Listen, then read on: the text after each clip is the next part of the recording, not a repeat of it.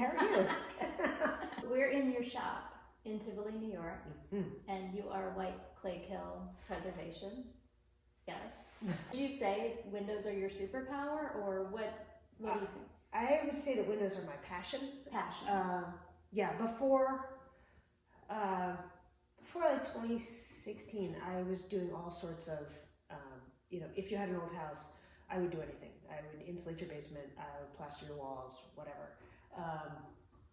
But I got older and, started to hurt myself more and realized that, just because you can do something doesn't mean you should. And I think that applies across the board, like in terms of renovation or whatever, but also with your body. Mm-hmm. And we have to preserve our bodies. We have to preserve our bodies. And, there are people who are stronger and who are better at lots of things. I work with a couple of plaster people who are amazing and it doesn't hurt them and they love it and they do it better. Mm-hmm. So let them do it. Yeah. And I've always felt like windows are, in a lot of cases, the most character defining feature of a historic structure. So, it's the most glaring thing, like when you drive around and look at old houses, you'd be like, oh, look, that whole situation works, that situation works. And then you see one where the windows have been replaced, right? Yeah. Like an old house, like a, 1790s house that instead of having 12/8s, 12 panes over 8 panes, right. has 1/1s. Right, and it looks like their eyes have been poked out. Just Yep. So I feel like windows, like if you're gonna preserve one thing and one thing only, make it the windows. Yeah, there's a hill I'm gonna die on, it's the windows. Yeah. And I think that it makes sense because, like you said, they're probably the most character defining feature of a lot of houses. Because even a simple farmhouse, if it has original windows, like automatically character. And also because they're an important part of the enclosure of the house. So it's like that's a lot of times why they mistakenly get replaced is that people misguidedly think that they're doing a good thing for energy efficiency and maybe the windows haven't been maintained, they haven't been kept painted, so they're rotten, so they think that they have to for the good of the house, but unfortunately that's almost always the wrong thing to do. Yes, it does seem like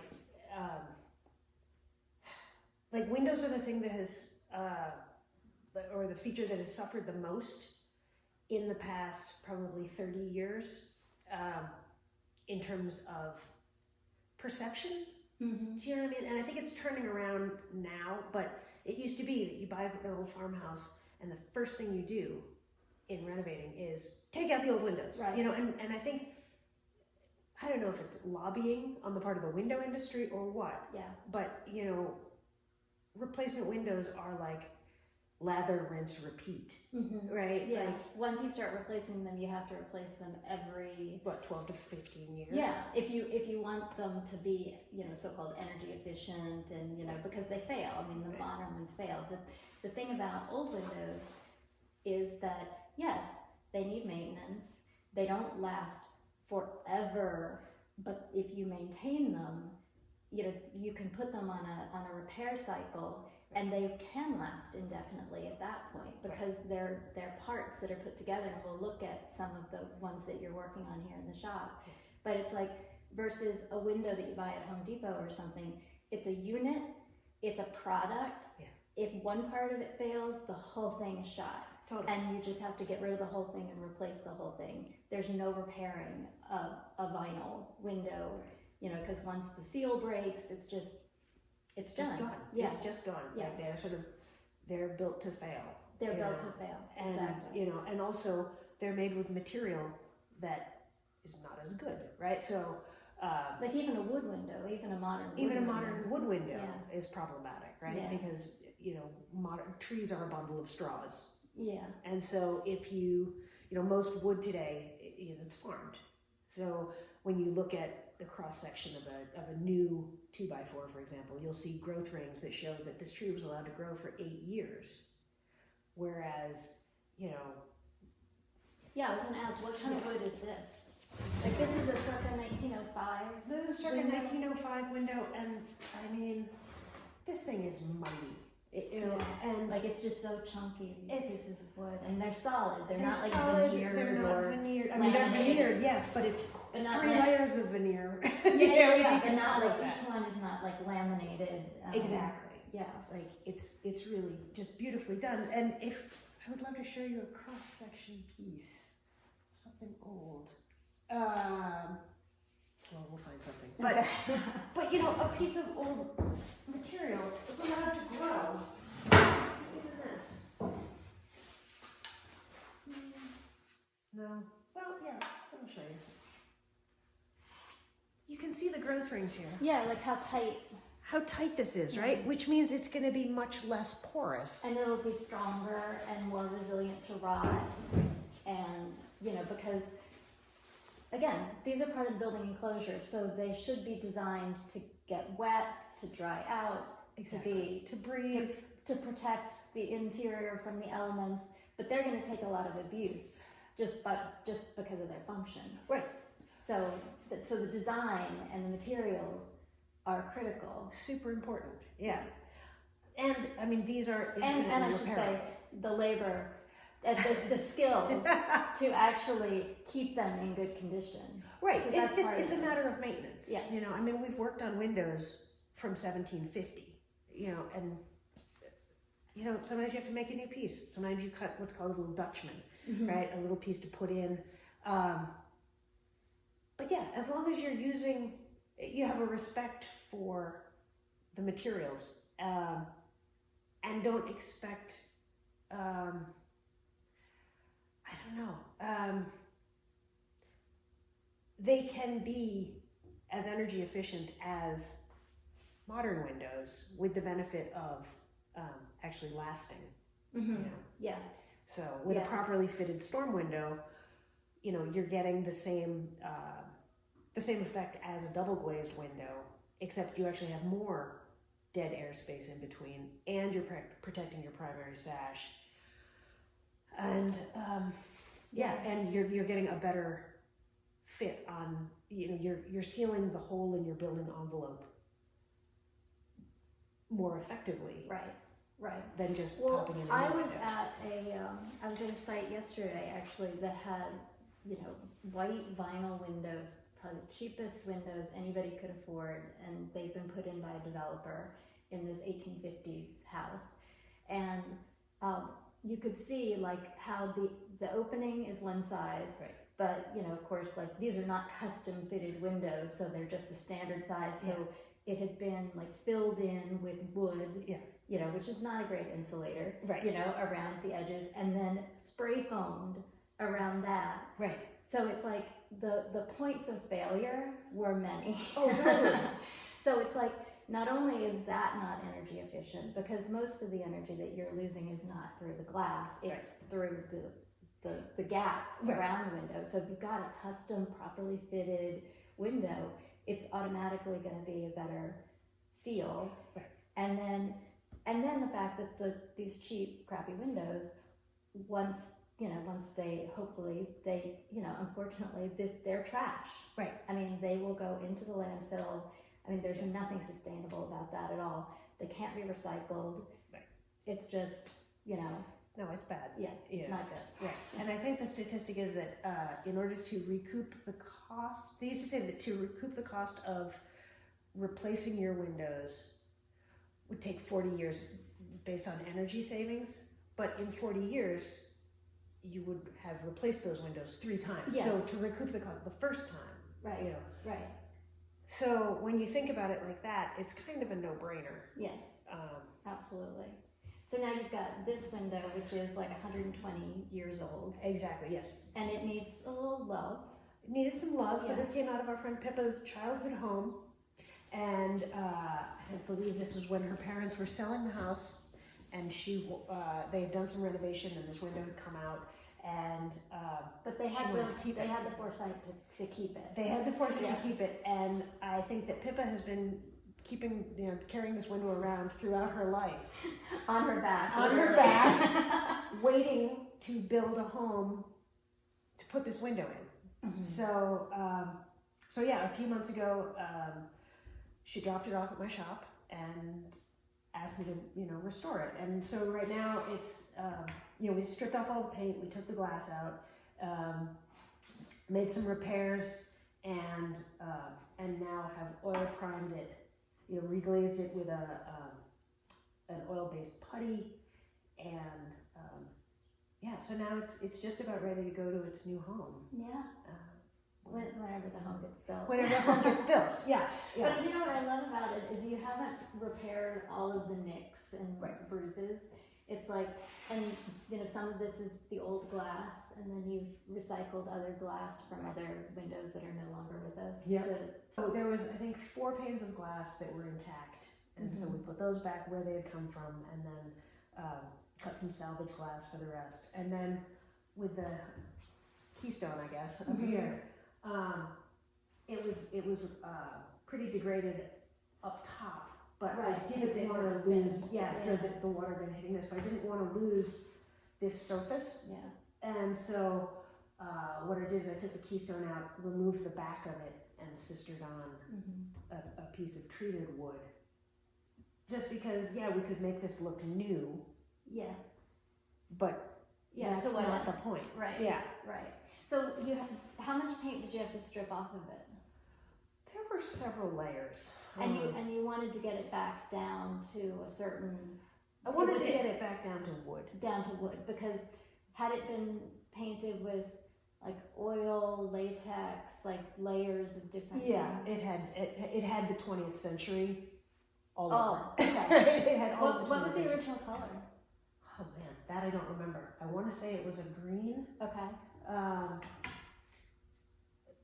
The colonial revival, dark green. Yeah.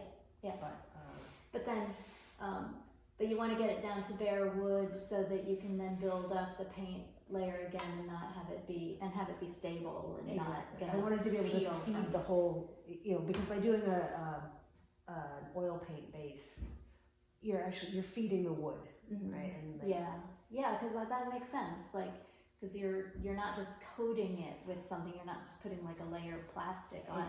You're getting something that's going to penetrate into it and actually strengthen it from inside. Yeah, and protect it. And then you put the hard candy shell on after. Yeah. Okay. Do you do oil for all the coats? Or no, I don't. I mean, unless it's specified.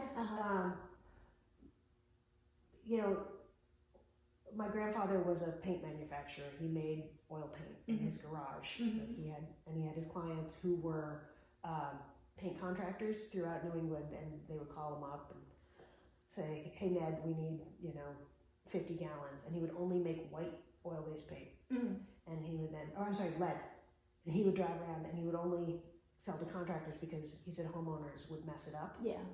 Of course, you can't get lead paint anymore. Right. But there's a reason it's still flaking off our houses now. Yeah. Because it was good. It stuck. Right. The latex, it's easy. And some brands are better than others, certainly. But yeah, if we were to do oil-based paint for all the coats, like it makes the job a lot slower in that environmental concerns, with humidity. Like in the summertime, getting oil-based paint to dry. Right. Yeah, so you're taking more time between the coats and. Right. Yeah. And so on stuff like on doors, sure. Right? Like the super high traffic stuff. Yeah. But nobody's ever going to touch this window again. Nobody's going to touch this again. Yeah. So we have fed it and, Yeah. I want to look at, you told me there's a spot in the back where there was a little intruder in the attic. Just to show that, the way these wood windows, like, just the point about being repairable. Yeah, so I'm still working on this little repair here, but when we repair the windows and the jambs, we use different materials in different places, right? So here we used a piece of treated pine, which is sustainably sustainably farmed and bug resistant, rot resistant. And Because this was all rotted. right, so this was just garbage.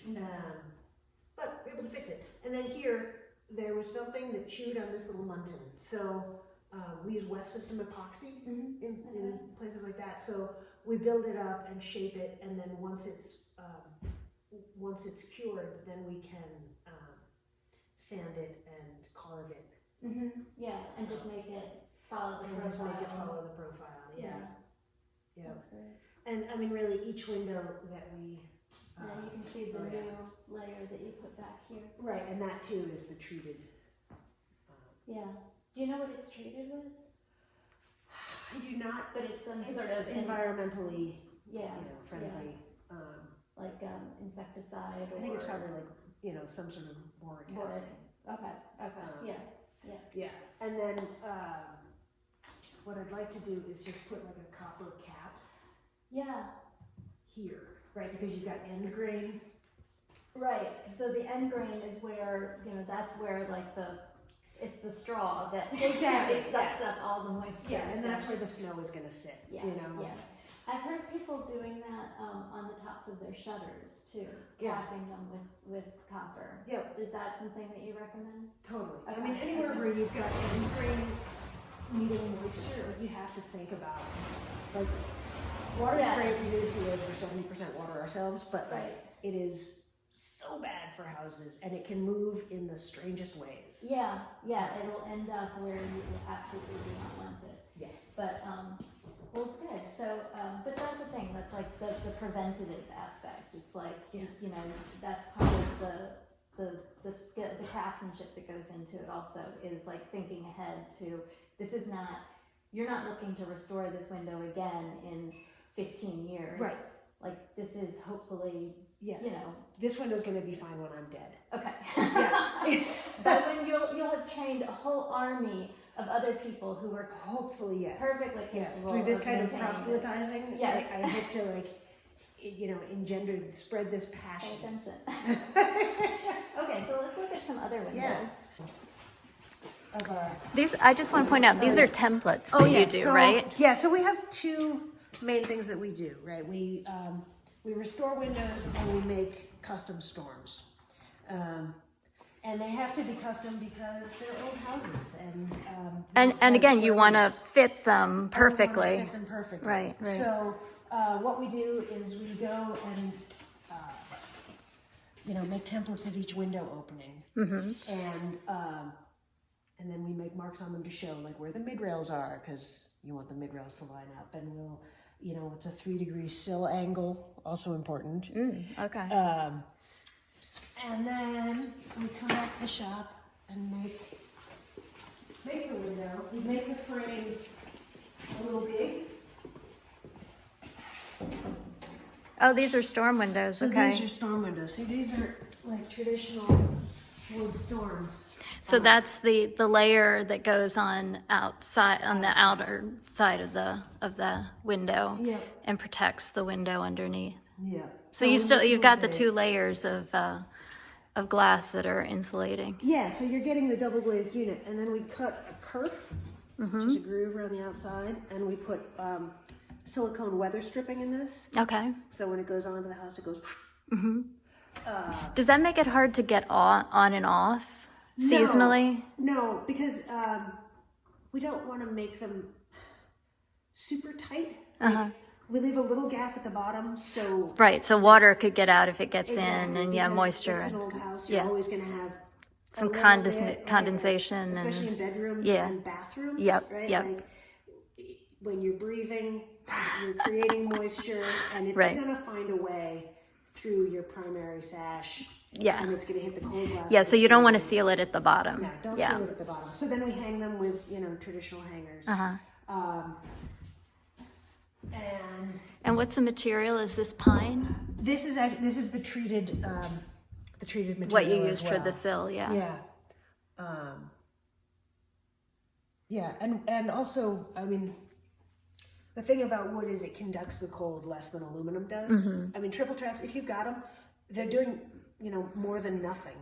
Like they are protecting your primary sashes, but yeah, if you touch this versus aluminum's going to be a lot colder, so it's transferring the cold from outside into your. So I do want to say that these are only primed because my sister, who is the painter, would be very upset about these lines. She's So these are only these are midway through the process.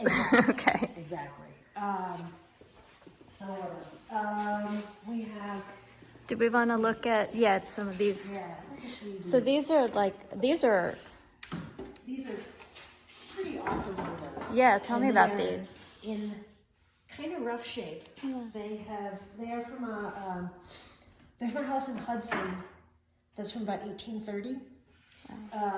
And it's a brick house that there's definitely been a lot of moisture infiltration. So, when you look at, you can see this is, it's pretty rough. Yeah. And, we're going to end up, Yeah, these some elements are splines missing. are, the splines are pretty delicate. So what we do in cases like this is we'll probably take this one off, this one, and this, and we replace them, right? So with the treated material, we rip new strips and epoxy them onto the back and pin them with teeny tiny brads. And this is the outside This is the outside of the I'll probably soak the ends here. You can see the end grain has definitely, right. had some issues. So we'll soak this with a preservative. Just so it stops it from wanting to soak up more. Exactly. Yeah, and all along here. Yeah. I mean, the combination of sun and water, because this was on the west side, so it took a beating. Yeah, with all that weather coming off from the mountainside, the riverside. Yeah. So the construction. So these are, what do you call? Yeah, so they're mortise and tenon. Mortise and tenon. Okay. This is the hole. The tenon is the pokey bit. Okay, and then they're sort of pegged And into then place. they're pegged together. Yeah. Okay, and those, no nails No nails. in this whole unit. No, and that's the amazing thing. Like when you look at this, like humans made these, right? Yeah. Like from start to finish. This is humans. This is, Tell me about this. Yeah, this isn't like we see so much cool hardware. Like this is for a closing mechanism. Yeah. That would also Because these don't have like weights or anything. No, these were. These are before weights. But you can see here 2 different generations of hardware. Okay. Right? So the first thing was when you look at the jam, there's a little lever that you push that has a spring on it that would spring out and catch, right? So it would. Yeah, so this would be the top. So it would catch that. Exactly. But then at a later date, they put in the spring pins. bolts. Yeah. This might be a good time to come over to the hardware department. Yeah. Here's the hardware department. Very organized. Well, kind of. Let's see, where are my spring pins? Okay, so spring pins come in all different. Yeah, so you can still buy these new. Yeah, you can buy them new, and they're bright and shiny. But then if you put them in a chemical patinator, I do not have any patinated ones. You can make them look old. Okay. Right, you can So take just the give them a little brightness off them. patinator, patina. A little patina. Yeah, there give you them a go. little patina. But yeah, they have, over the years, there's been all sorts of, oh look, somebody used a pencil eraser. Well, use what you've got. Yeah, so yeah, these are super popular. Yeah, that's what we have in our house. Our house is very modest 1890 house, but they've got all the pins. And so you can operate both the top and the bottom sashes with the pins, which is So great. you get the convection Yeah. current through the house. Yeah, exactly. Yeah, so oftentimes the holes in the jams where the spring pins go, like they fail, and then you end up with the guillotine windows. Oh. Right? Because over time, Yeah. like just from ill use. So you can actually get these little liners. Oh, so so the pin will then like be securely in there and not just slip out. Yeah, Right. so- Might need to invest in some of those. Yeah. Yeah, those are pretty key. And then, there's the world of sash locks. These are the ones that are less exciting. They're meh. Meh. But these are pretty common, late 1800s. Yeah, I always think they look like a turtle. Oh, you're right. But that's They not do. intentional. Well, these are sort of a simple teapot. Okay. Teapot style. These are Oh yeah. kind of sexy. Yeah. Um, And what's that material? Are they brass? they range, like this is a copper of some sort of copper alloy. Yeah. Sometimes they're just made out of, they're just stamped. But the ones I really like are the swing arm sash locks. Another hardware that I really like are these. They're little side tensioners. Oh, I've seen those. Yeah. Right, so they mount on the, this is really bad that I actually have insulated windows here. But, so they would mount on the side, and you pull down, and this little foot pushes and holds the window tight, so it doesn't rattle, Right. So it's just using friction. Just to, using, it's yeah. a friction fit, and I like them because they look like little banjos or mandolins. Yeah. Or tennis rackets. Or tennis rackets. Pickleball. Pickleball. So these are out of our 1815. Ooh, look at that glass. Yeah. The glass, this piece in particular. Yeah. Um, It's really hard to I know. get it on camera, but it's just the way that it reflects and transfers light is really amazing. Yeah. Yeah, this house, it's an old farmhouse up in Milan. The original part was built probably around 1750. And then it got expanded in about 1810, 1815. And this is, it has 6/4 side lights Okay. on either side of the door. We've been working on this project, oh gosh. It's been about a year and a half because we're doing the whole house. And it's amazing once you start counting how many windows a house, like even a modest house, Oh, truly. like yeah. there are a lot. Yeah. But I mean, that's one thing is like, so this is not, where you hire, Anderson to come in and replace your windows and they're in and out in a day. Yeah. Like these are long ongoing projects where sometimes people phase them. Right. It's like they'll do a few windows a year or something like that just because it is laborious. Yeah. It's, you're making an investment, so it can be expensive. Right.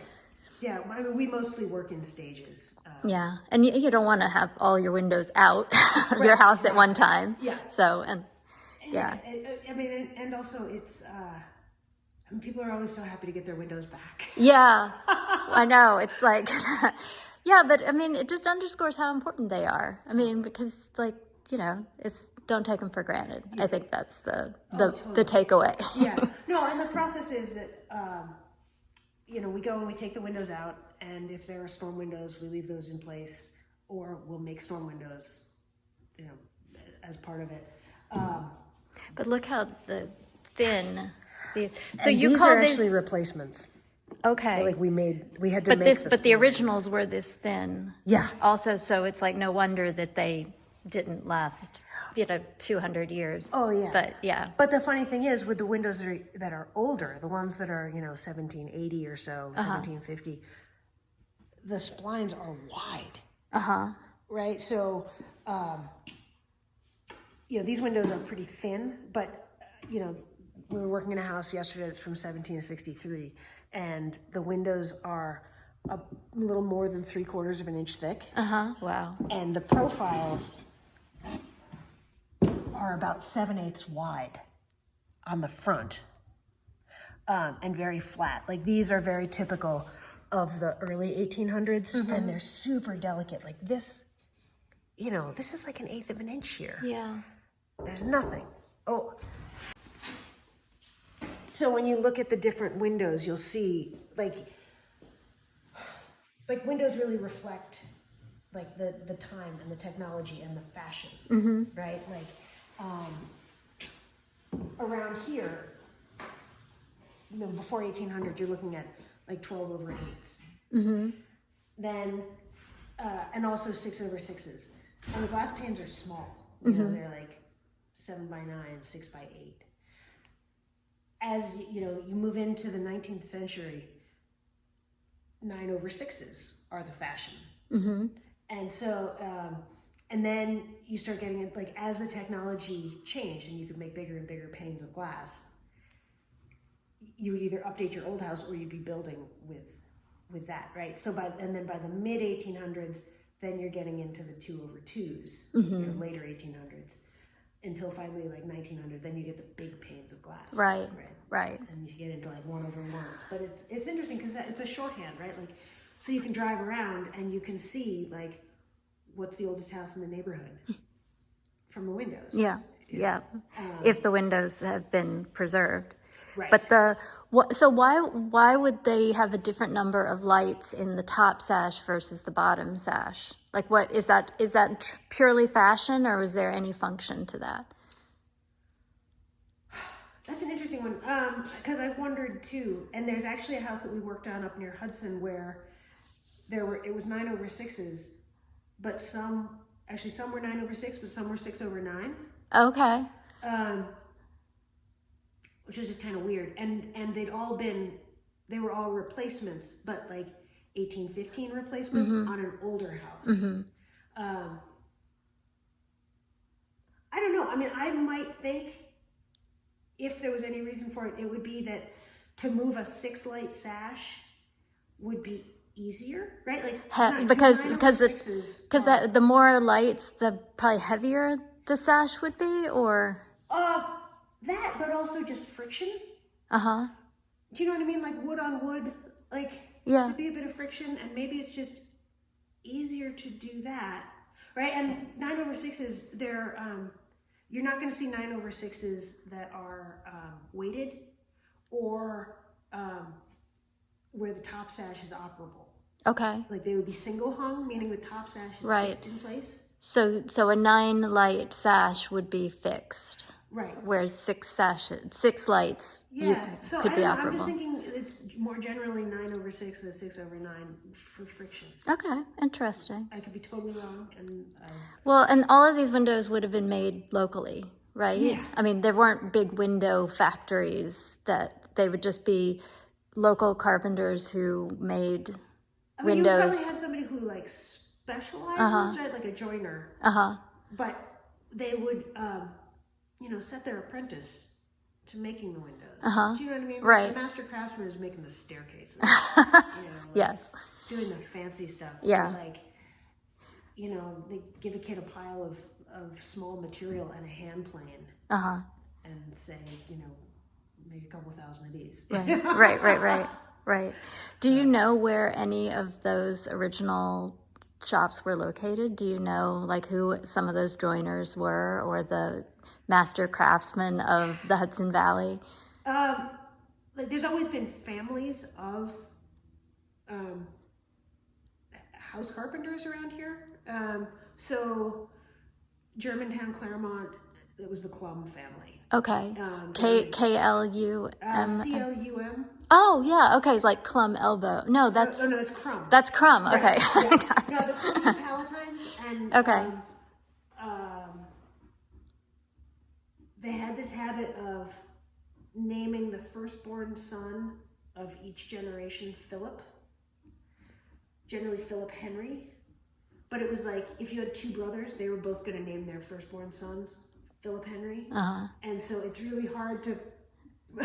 it's a tough genealogy. Okay, yeah. It's like the Robert Livingstons. Exactly. Yeah. All the Robert Livingstons. But yeah, so up around here, it's Klum's. Annandale, it was Lewis's. Rhinebeck, there were McCarthy's. you know, but yeah, it seems to have been something that was passed down because, of course, too, like tools would Yeah. have been an expense, right? So if your dad's got them, That would be a logical it would be a career logical for thing. you to Exactly. pursue. Yeah. Yeah.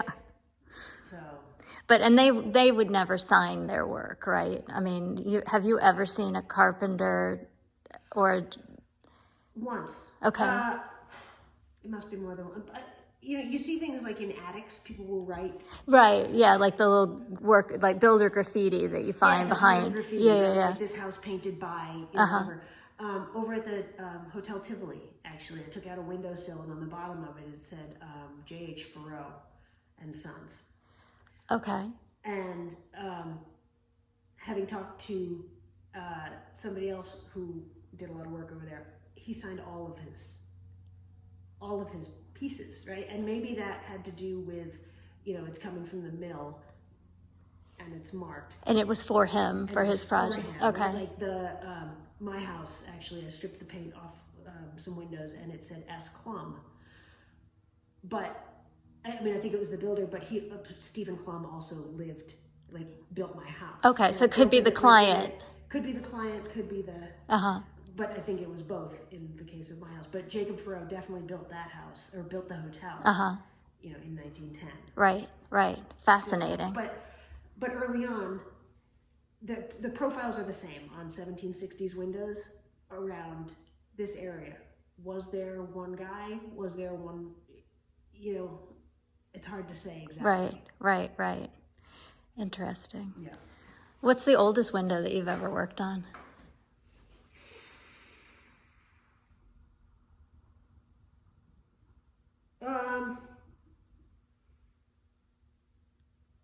I think we've worked on a bunch of windows from like 1760. Like that era, there seemed to be a lot of building going on around here, or a lot of buildings that survive. Right, and it may be that like they'd worked out the kinks. You know, it wasn't like the sort of hard scrabble early Palatines, who just needed, you know, a hovel to shelter and, you know. Yeah, so it's like maybe an early generation of houses that were meant to last for more than one generation. Yeah. Okay. Yeah. Like, don't give up on old windows is, I guess, a message, right? Like, you may think it looks bad. It's not so bad. So your answer to can this window be repaired is how, like 99% of the time? I mean, yeah. Are you going to get back the entire old window that you've given me? Or will you get back some essential part of that window, Frankensteined? Right. You know, with other windows. Right. You know what I mean? Like, I feel like it's always better to use what you have as much as possible. You know, for the you know, better materials, But yeah, these are Muntins. Okay. All right. So this is like for your Frankenstein stash. Exactly. For when you need to, Well, like this. actually, This these came out of. Oh, I see. Okay. You know, so this is a 3-light. So they will go back in. Stash. So they will go back. You know, up there in pieces, we have a jamb and a window. Oh yeah. That came out of the Crum Elbow Meeting House down in Hyde Park, and we're working with Matt Alexander from Old Homes Restoration, and he's doing the site work on this building, which is, I mean, it's such a lovely, like 1790s Quaker meeting house. So he brings us the jambs and the sashes, and then we restore them here. He takes them back and puts them back in. Yeah. So, you know, it's another one of those like long-term projects. They're raising money one window at a time Yeah. to do it. Yeah. So That's great. Oh, and so we talked a little bit about weights. yeah. So you've got your weight collection. Yeah. So with like a small 2/2, you'll have, you know, a little 6-pound weight. Yeah. And they're all, you know, you've got to have the right weight for the sash that you have. But they were fairly standard, right? Yeah, because by then they're making windows at a factory, right? So Yeah.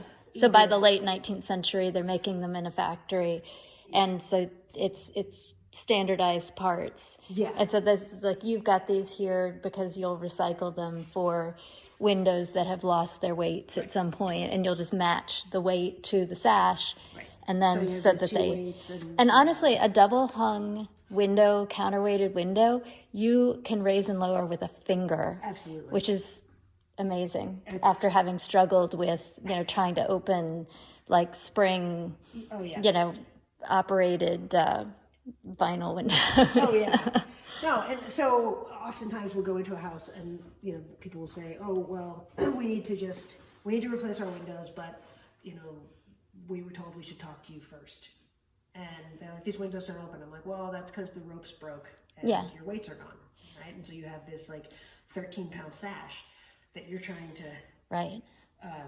So, what happens is oftentimes, the ropes that are holding the weights, the UV light dries them out and they get painted on and then they break, or, they get jammed, or somebody just cuts them. Right. Right. And then they drop.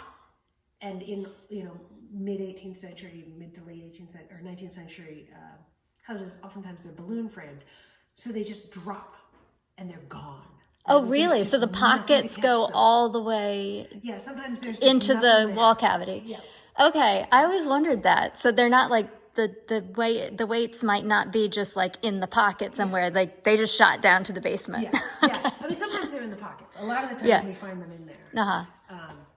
But yeah, it's... What do you say to people who would argue that the weight pockets are, massively energy inefficient, and that, you're just like, you've got to stuff some insulation in there and get rid of the weights? Right. I would say that there are so many places that you lose warm air and let cold air in that you should address before you worry about that. Like if you've insulated the rim joist in your basement and you've insulated your attic, right? Like that's like putting shoes and a hat on your house, right? Do that first, then insulate your walls. The amount of heat exchange through the window pockets is negligible comparatively. Good but advice. really, like nobody thinks about the rim joists, and it's like, no, your cold air goes in there, and then it right out through the roof. So, but that's not as easy a fix, right? And nobody's trying to sell you a product, right? Exactly. Yeah. No, and I like to just like when people say that, oh, so and so came and said they can replace my windows and that's what I should do. It's like, well, let's talk about like slow interventions that will get you what you want, right? Like you want comfort and you want operability, right? So let's make your windows work so you don't have to sweat with it. Let's put in some weather stripping. Let's look at your storm windows. We may not even need to restore, like do a full strip restore to get you what you want. You know what I mean? Like, do your window locks work? Make sure they do, right? Because you lose a lot through the mid rails. Are your windows rattling, right? Like there's so many little things that you can look at before, and also it's an 18th or 19th century house, right? Like you bought it because you love it.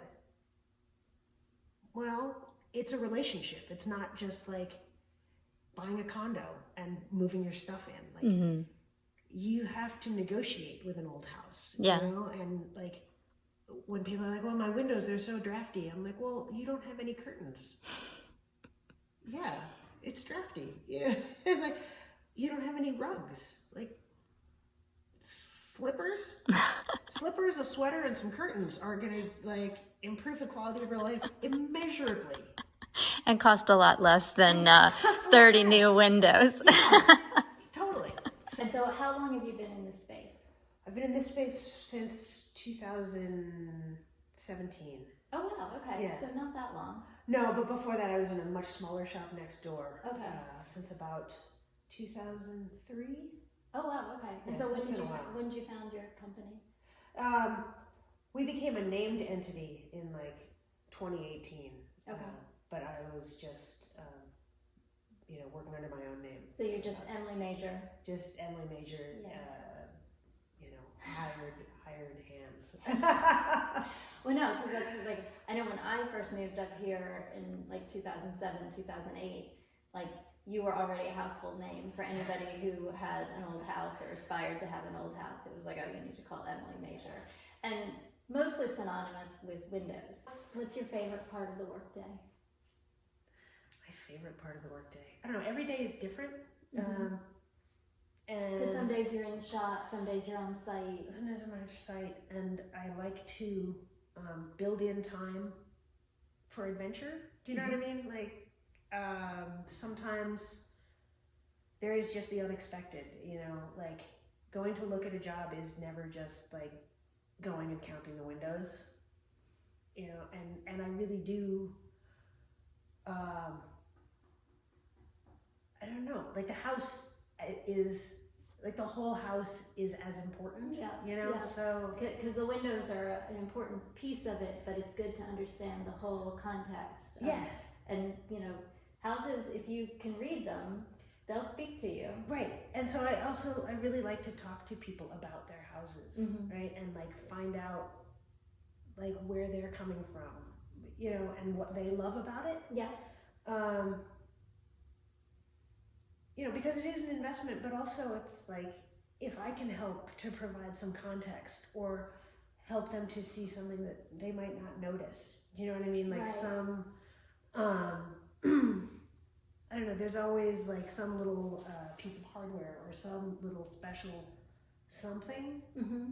and I think people really want to connect with their homes, Yeah. right? For the most part, right? Like if they're buying an old house or if they're living in an old house. Right. Well, I think, like you were saying, it's like having an old house, it's a way of life. Mm-hmm. It's not like you move in, you just do your thing. Like you will constantly be interacting with your house. Right. And it can be frustrating sometimes. Super, yeah. Because it's like inevitably, there's always something, there's always some surprise. Right. But the more that you can get people excited about their house and really strengthen that connection, it's like family. It's like, Yeah. you just have to, stay connected. It's a relationship, and, your old house will love you as much as you love it. Totally. And I guess like, yeah, I think there's lots of best parts of the day, Mm-hmm. but always like making a connection and seeing something that I've never seen before. Yeah. Like, Yeah. if I'm vexed at the end of the day, that's a good day. Right. If you toss and turn and Yeah. wake up in the middle of the night, like, I got it, I figured That's it out. what that was. Yeah, that's the best. Yeah. Yeah. No, it keeps it interesting. Absolutely. Yeah. What would you want an old homeowner, the owner of an old house, like what's something that's really important for them to know kind of going into ownership of a property, just general stewardship, big projects? I mean, what do they need to understand? This is going to sound glib, but it takes a lot to make a house fall down, Mm-hmm. right? So, there are certain things that, like, if you were to buy a new property, like a new old house, there's a hole in the roof, fix it, right? But there's a lot that, like, don't rush. Mm. Like, it's an old house, it's been here a long time, like, don't hurry to change it, or if you think fix it, or really like inhabit the house. Mm-hmm. And like understand, like go through a year, right? Like go through all the seasons, see the light in each room, see why it's sited the way it is, why, what I mean, because I don't know, like our tenure owning a house, like we are just stewards, like, of old houses, and so hold off on pulling the trigger on anything irreversible. Yeah. It, until you really understand the place and like its relationship to the landscape and to the, all that. Yeah. No, I think it's good to remember that in the scheme of things, the urgency of doing anything to your house, it's just think of it on a different scale. Right. It's not urgency like needs to happen like now. Yeah. It's like the houses have seasons. Like you said, they're resilient. Like they've been here a long time, and humans have been taking care of them. Not all of us are expert on what we're doing, but if somebody cares and is paying attention, like there's a certain cycle of maintenance that needs to happen. Yeah. But I think patience is huge for anybody working with old houses. I think too, it wouldn't be a bad idea, like for owners of old houses to have sort of a maintenance plan, like a condition assessment, right? Yeah. Like, and be able to plan strategically, Right. Because the windows might not be the first thing they need to do. Right. They might need to replace the roof or fix the hole or, do something. There may be something that could be a much easier task, but is going to, have a lot more impact. Right. And when people hire us to do windows, I always say, like, choose the windows that we're going to restore that are like the ones that you look through the most. Like get the most bang for your buck up front. And then also encourage you to keep going. Yeah. Because every time you raise or lower that window and it's just like it works and it's beautiful and all of that, it'll just like make you feel so much better about how things are going. And it's such a trope too, because people are like, oh my god, my window's open, and there's like this expectation that if you have an old house, you're gonna fight with your windows. I say, no, it doesn't have to be that way. Exactly. Yeah. Well, so and what's your strategy when it comes to making sure that the kind of work that you do can continue on? Because you're one person, you have a team, right? You're all like very skilled, but there are still only so many houses that you can work on, and only so many homeowners that you can help. Like, how did we keep the tradition alive? Yeah, it's tough. I mean, the crew, like, I am so lucky to have 4 people who are amazing. But, the Hudson Valley Community College has a preservation trades program, and I believe that Columbia Green periodically does as well. Preservation carpentry, masonry, timber framing, windows. I mean, proselytizing is really the best, but also,